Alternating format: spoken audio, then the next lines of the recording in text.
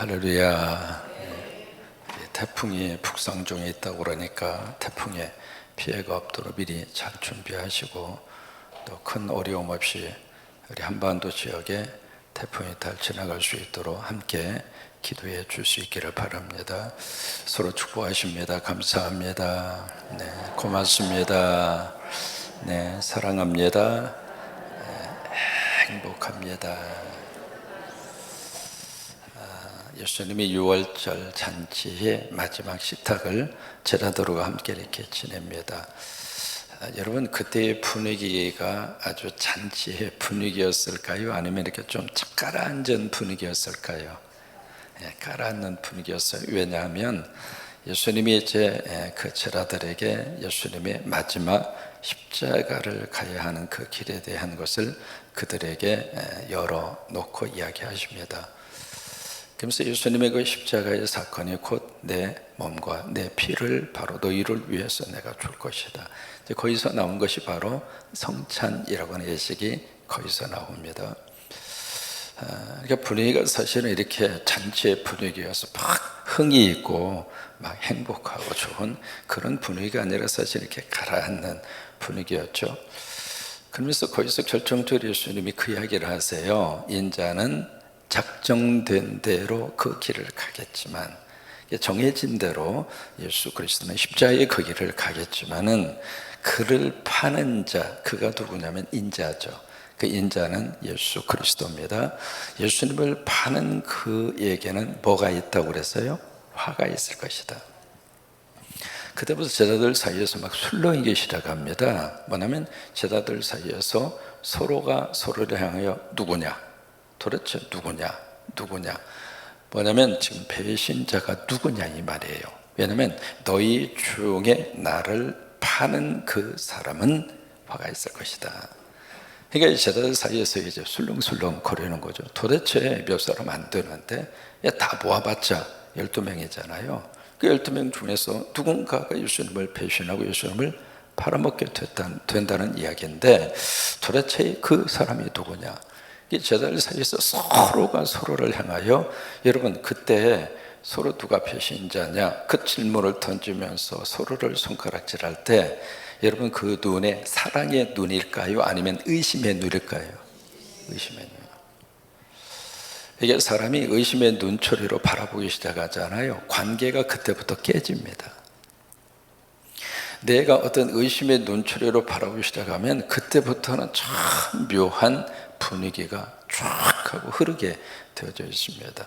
여러분 집안에 물건이 하나 있었는데 그 물건이 누가 왔다 갔는데 없어졌어. 그러면 물건이 딱 없어지는 순간 누구부터 의심해요? 그 사람 아까 좀 분위기가 좀 이상하던데 내 화장실 갔을 때 그렇게 움직이는 것 같았는데 모든 것들이 다 퀘션 마크예요. 결과적으로는 어떤 결론을 내리는가? 맞죠. 그 사람이 가져갔어. 근데 나중에 보니까 그 밑에 떨어져 있는 거예요. 이게 의심을 하기 시작하면 그때부터는요 모든 관계들이 다 박살나는 겁니다. 지금 제자들 분위기가 그런 분위기예요. 그래서 우리가요 상대를 의심하지 않도록 내 행동부터 조심해야 합니다. 무슨 얘기냐면 이제 지갑도 마찬가지입니다. 여러분 지갑 간수를 잘 하세요. 가끔 가다 보면은 목사님 급하게 전화가 온 거예요. 예배 드리다가 뭘 하나 놓고 갔다고. 그래서 그냥 아리 위층할 거 없이 전부 다 뒀는데 없어. 그래서 없는데 그러나 아니라고. 내가 예배 드리는 그 자리에 분명히 놨다고. 그래요? 다시 한번 살펴보시라고. 가방 속에 있어. 그러니까 누군가를 의심하지 않도록 내가 스스로가 행동을 조심해야 돼요. 왜냐하면 의심하는 순간에 나도 죄를 짓지만 그 의심을 받는 사람도 사실은 내가 죄를 범하게 하는 거거든요. 어쨌든 예수님이 그 말씀을 던짐으로 인하여 제자들 사이의 분위기가 확 깨집니다. 그래서 이제 누가 배신자냐 그 다툼이 팍 일어난 상태에서 여러분 그 해결이 됐어요? 안 됐어요? 해결이 안 됐습니다. 왜? 가룟 유다가 끝까지 자신의 계획을 숨긴 겁니다. 이런 마귀 사탄은요, 끝까지 자기의 정체를 숨깁니다. 그래서 우리가 지혜롭지 않으면 분간해야 되는 것이 참 힘들어요.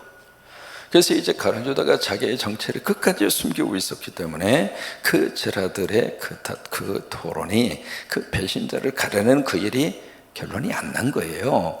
근데 그 상태에서 그 다음에 무슨 것으로 이어지는가? 자, 오늘 성경에 단어 하나가 바로 이어져서 나옵니다. 24절에 보시면 무슨 단어가 나오죠? 또. 아직 그 배신자 색출하는 문제에 대한 그 토론이 끝나지도 않았는데 서로가 서로에게 도끼놀을 하고 서로가 서로에게 막 눈초리로, 의심의 눈초리로 그렇게 바라보고 있는 그 상태, 그게 아직 정리가 안 됐는데 또 여러분이 또라고 하는 단어가 묘한 뉘앙스를 좀 우리에게 가져다 주는 겁니다. 그래서 그 문제가 정리가 안 됐는데 이번에 또 무슨 문제가 불거지게 됐는가? 24절에 그들 사이에, 제자들 사이에서 또 하나 이 문제가 불거진 겁니다. 누가 크냐? 라고 하는 이것은 무엇으로 변질이 됐느냐면 다툼이 난지라. 앞에서는 누가 배신자냐, 그거 가지고 막 저희들끼리, 지금 그 앞에 누가 계세요? 예수님 계셔요. 예수님 앞에서 누가 배신자냐, 누가 예수님 배신할 거야? 아니, 여러분 생각해 보세요. 딱 부모가 앞에 있는데 형제들끼리 막 부모님 앞에 있음에도 불구하고 형제들끼리 누구야 막, 여러분 언성이 높아졌을까요? 아니면 차분한 목소리일 것 같아요. 감정이 실어진 목소리 아니겠어요? 막 그렇게 다투다가 이번에는 갑자기 야, 우리 가운데 누가 1등이야? 우리 가운데 누가 가장 큰 영향력을 가진 자리를 차지할 사람이냐고, 우리 가운데 누가 가장 예수님으로부터 신뢰를 받고 있는 사람이냐고, 우리 가운데 누구야? 서로 그러면서 자기들 가운데 누가 크냐, 이것을 가지고 어떻게 나오는 성경은 다툼이 일어난지라 그렇게 이야기하시는 거예요. 여러분, 이 문제가요, 이번이 처음이 아닙니다. 누가복음 9장에 가서 보시면은 이게 누가 크냐라고 하는 이 문제를 가지고, 누가 크냐, 키가 크냐 작으냐 그 문제가 아니에요. 누가 몸집이 크냐 작으냐 그 문제가 아닙니다. 누가 크냐, 그 이야기는 누가 위대한가 이 말이죠. 다시 말해 서열을 매기자 그 말이에요. 누가 가장 위에 있는 리더의 자리를 차지하고 누가 가장 꼴찌의 자리에 가느냐, 서열을 매기자 그 말 아닙니까? 누가 크냐라고 하는 이 문제가 바로 누가복음 9장에서 한 번 그 일이 있었어요. 근데 한두 번이 아닙니다. 사실은 복음서 속에서 보시면. 그래서 누가 크냐 이 문제를 가지고 예수님이 없을 때 제자들 사이에서 서로 이 누가 크냐라고 하는 이것을 가지고 누가복음 9장에서는 뭘 했느냐면 변론을 했다 그랬어요. 변론을 했다는 이야기는 서로가 자기의 논리적인 근거를 가지고 막 언쟁을 벌린 거죠. 그게 이제 변론입니다. 우리 가운데 누가 크냐, 그 문제를 그 제자들 사이에서 이미 변론이 누가복음 9장에서 있었거든요. 그때 예수님이 딱 와서 보니까 분위기가 묘하거든. 그래서 예수님이 변론한 것을 아시고 뭘 하시는가? 어린아이 하나를 딱 앞에 세웁니다. 기억나세요? 누가복음 9장이에요. 어린아이를 딱 세워놓고 그 이야기예요. 이 어린아이 하나를 영접하면 나를 영접하는 것이고, 나를 영접하는 사람은 나를 보내신 이를 영접하는 것이다. 그 얘기 하시는 거예요. 그러면서 이 지극히 작은 자가 천국에서는 큰 자다. 그 말씀을 하시면서 제자들에게 이 누가 크냐라고 하는 이 개념 자체를 바꿔놓으세요. 그러니까 일반적으로 우리가 리더십을 가진다, 일반적으로 우리가 서열 넘버 원이다, 그러면 우리가 생각하는 개념이 있잖아요. 예수님은 제자들에게 세상의 개념 자체를 깨라, 믿는 사람의 누가 크냐의 문제는 위치에 대한 문제가 아니다 라고 하는 것을 그들이 가르쳐줬거든요. 그런데 오늘 누가복음 22장에 와서는 이 제자들 사이에서 누가 크냐라고 하는 것을 가지고 뭐가 일어났느냐면 다툼이 일어납니다. 여기서는 변론으로 끝났는데 22장에 와서는 다투고 있는 거예요. 그러면 변론과 다툼 그 개념 차이가 똑같을까요? 틀릴까요? 틀리죠. 이 다퉜다는 이야기는요, 거의 말 언쟁 그 차원을 뛰어넘은 거예요. 그러니까 이 문제가 제자들 사이에 얼마나 심각한 문제였던가. 근데 이게 제자들뿐만이 아닙니다. 우리도 똑같습니다. 교회라고 하는 공동체 속에 들어와서요, 이 속에서도 뭐 다른 사람 말할 필요도 없습니다. 목회자 몇 명 되지도 않는데 그 속에서도 누가 크냐 이거예요. 누가 1등의 리더십을 갖느냐. 그 문제가 참 이게요, 어느 조직 사회에서나 인간이 가지고 있는 인간됨의 모습이에요. 제자들이라고 해서 확 바뀐 것도 아니고요, 목사 안수 받는다고 해서 확 뒤집어지는 것도 아니고, 교회 와서 예배 잘 드리시고 신앙생활 한다고 해서 뭐 인간이 확 앞뒤가 거꾸로 그렇게 바뀌어지는 것도 아니고, 근데 그 모습을 그대로 우리들이 가지고 살아요. 가지고 사는데 그 속에서 우리가 말씀을 들으면서 주님이 나에게 요구하시는 것을 다 우리가 묵상하고 또다시 말씀으로 돌아가고 다시 나 자신의 모습을 다시 한번 들여다보고, 그러면서 하나님께서 원하시는 그 말씀의 자리로 조금씩 다가가는 거예요. 여러분, 오늘 이 설교 들으셨다고 해서 확 오늘 예수님 말씀하시는 이 섬기는 자의 모습으로 바꿔졌으면 참 좋겠어요. 근데 아멘 별로 안 하시잖아요. 왜? 우리가 우리를 알아요. 그래도 이 설교 한 번이라도 듣는 분들은 그래도 좀 낫겠죠. 아무것도 모르는 사람보다도 이런 설교 한 번도 듣지 않는 사람하고 들은 사람은요, 달라도 달라요. 뭔가 모르는 작은 변화가 그 속에서 일어나요. 설교자로서 한 교회에서 20년을 목회를 해보니까 무슨 생각이 들었냐면, 참 나름대로죠. 설교 준비도 하고 20년이니까 짧은 세월이 아니잖아요.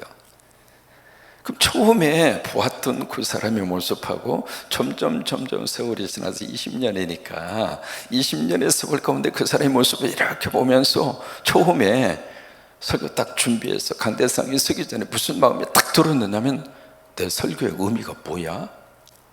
그 생각이 들은 거예요.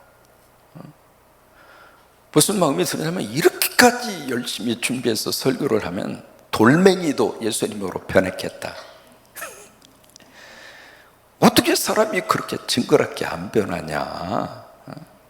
그 이제 그런 마음이 딱 들면서, 야, 설교의 의미가 뭐야? 왜냐하면 처음에는요, 설교 딱 하면 성도들이 그 설교하고 선포한 그대로 막 교인들 사이에 놀라운 역사가 막 일어나서 뒤집어지는 것이 아니라 360도로 뒤집어지고 막 천사같이 변하고, 말도 그랬어요, 말도 그렇게 하고 막 그런 인간으로 막 뒤집어질 줄 알았는데, 그렇게 열심히 설교하고 그렇게 했음에도 불구하고 그때나 지금이나 똑같은 것 같고. 여러분, 설교자가 한 번 정도 갖는 설교의 슬럼프예요. 극복하지 못하면 설교자로서 끝까지 강대상 쓰기가 어려워요. 뭐냐면 왜 말씀을 드렸냐면, 오늘 이 설교를 들으시면 그래도 저 말씀을 통해서 내 삶 속에 뭔가 부딪혀오는 것이 있으면은 마음의 생각과 삶의 자세가 조금이라도 달라진다 이 말이에요. 오늘 제자들이 막 그렇게 다투고 있습니다. 누가 크냐? 우리는 드러내놓고 다투지 않는다 할지라도 때로는 드러내놓고 다투기도 하죠. 이게요, 부부지간에도 누가 크냐? 다툴까요? 안 다툴까요? 예. 인구 2사람밖에 안 되는데 그 2사람의 인구 둘이 앉아서 당신이 크냐 내가 크냐, 그거 가지고 막 집안에서 큰 소리가 나거든요.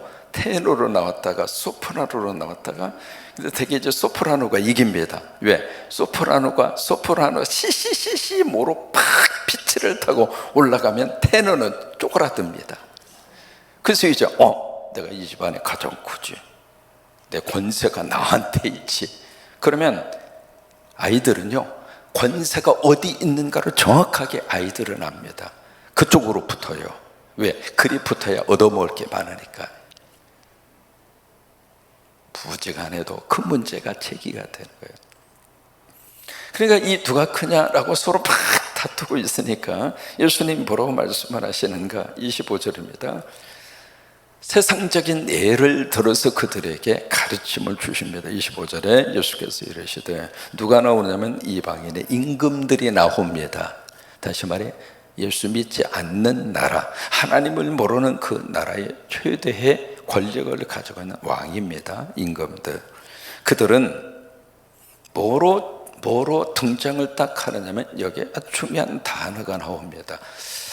그래서 이제 이게 그 한국말 성경하고 다른 성경을 좀 비교해 보시라고 하는 것이 바로 그겁니다. 우리말에는 주관하며 그렇게 돼 있는데요, 영어나 다른 번역을 보시면 이 주라고 하는 단어가 따로 나옵니다. 주라고 하는 단어가. 그러니까 이방 임금들은 너희들의 주로 등장할 것이다. 그러면 그들이 하나님이 되면 그들이 통치하는 백성들은 뭐가 되는가? 종이 되는 거예요. 그래서 주종 관계가 형성이 되는 거예요. 그것이 일반 세상 나라를 통치하는 대통령이나 왕의 모습이다. 그러니까 그들이 하나님의 자리에 올라가서 그들은 주가 되고, 그리고 일반 백성들은 그를 막 이렇게 섬겨야 하는 백성의 자리, 주종 관계가 형성이 되는 통치자로 그들 앞에 쓰게 될 것이다. 왜? 일반적으로 다 그래요. 어느 나라나 이것은 거의 비슷해요. 그 다음에 그 집권자들은 은인이라 칭함을 받는다. 은인이라고 하는 것은 그들에게 은혜를 베푸는 사람. 여러분 북한에 가면은요, 작은 사탕 하나도 위대한 수령 누구께서 사탕 하나 얻어먹으면서도 그 사탕도 누가 주는가? 이 동네에서 다 주는 거예요. 아무튼 사람들이 먹고 싶고 사람들이 가지고 싶은 모든 것은 다 윗동네에서 다 내려주는 거예요. 이제 그런 것처럼 여기에 집권자들은 여기 은인이라고 하는 말은 모든 것을 다 혜택을 베푸는 사람, 우리식으로 말하면 박애주의자고 칭함을 받는 것을 좋아할 것이다. 그런 거예요. 근데 26절에 너희는 그렇지 않다. 그들은 그렇다 할지라도 너희 크리스찬들은 그러면 안 되지. 제자라면 그러면 안 되지. 그 말이에요. 예수님을 모시고 사는 사람이라면 그러면 안 되지. 그리고 하시는 말씀이 너희 중에 큰 자는 누가 돼요? 젊은 자와 같고, 여기 젊은 자라고 하는 단어가 나옵니다. 그 다음에 여기 다스리는 자는 섬기는 자와 같아야지. 그 이야기예요. 여기에 큰 자와 다스리는 자가 한 몫이에요. 큰 자가 있고 다스리는 자. 다시 말해 다스리는 자가 큰 자다. 그게 일반적으로 생각하는 개념이고요. 그 다음에 이쪽 반대적인 개념으로 젊은 자와 섬기는 자가 있습니다. 여기에 젊은 자라고 하는 이 말은요, 우리가 생각했을 때 젊은 자, 이게 이제 그 젊은 청년을 의미하는 것이 아니라 누가복음 9장에 나오는 어린 아이의 단어가 이거예요. 여기서 젊은 자라고 하는 것은 아직 어린 자. 그래서 이 젊은 자는 모든 면에 있어서 소외된 그런 작은, 우리가 아이들을 이야기할 때 우리 머릿속에 아직 성숙되지 않는 그 개념이 없지 않아 있잖아요. 그래서 어른들의 이야기 속에 아이들이 막 적으면 애들은 가라 그러잖아요. 왜? 어른들이 생각하는 인격의 수준이라고 생각을 안 하기 때문에 그런 거죠. 여기 젊은 자라고 하는 것은 그런 개념이에요. 어린아이, 작은 자, 아직 뭔가 성숙되지 않는 그런 모습이거든요. 근데 예수님은 큰 자냐? 그러면 그런 어린아이 같아라. 보잘것없는 그런 어린아이와 같아야 된다, 그 얘기예요. 다스리는 자는 섬기는 자와 같아야 한다. 왜? 이것이 제자들이 가야 할 길이지, 이것이 예수 믿는 사람이 가야 할 리더자의 모습이야, 그 말이에요. 이해가 되셨으면 아멘. 27절에 그러면서 앉아서 먹는다. 여러분, 앉아서 먹는 사람은 누구인가? 집이 꽤 부유한 집이죠. 섬길 수 있는 종이 있는 집이지 않겠어요? 그 사람 앉아서 먹는 거죠. 손 하나 까딱 안 하고. 지금도 그러잖아요. 집에서 책상에 딱 앉아서, 식탁에 앉아서 드시는 분 혹시 계시면 집에 허드렛 일 해주는 분이 있어야 앉아 먹는 거 아니겠어요? 근데 우리는 다 막 분주하게 부엌에 왔다 갔다 하면서 우리가 서서 해 먹어야 되잖아요. 그러니까 앉아서 먹는다고 하는 것은 윗부분에서 이야기하고 있는 그게 바로 큰 자와 마찬가지입니다. 큰 자. 근데 앉아서 먹는 자가 크냐, 섬기는 자가 크냐? 앉아서 먹는 자가 크지 않느냐? 왜? 맞는 이야기죠. 그러나 그 다음이 중요합니다. 나는 어떤 자로? 섬기는 자로. 나는 섬기는 자로 너희 중에 있다. 섬기는 자로. 자, 저를 보세요. 섬기는 자로 예수님이 딱 계시는데 그 앞에서 누가 크냐? 다시 말해서 누가 나를 섬겨줄 거냐? 왜? 난 섬김을 받아야 하니까. 지금 그러고 있는 거예요. 그러니까 여기서 우리가 예수 믿으면서 한 번 정도 우리가 생각을 해보는 겁니다. 교회 안에서도 그러고요, 가정에서도 그렇습니다. 예수님을 안 믿는다면 그 앞에 나와져 있는 세상의 임금들이나 집권자들처럼 그 논리와 생각을 가지고 사는 것이 합리적인 거죠.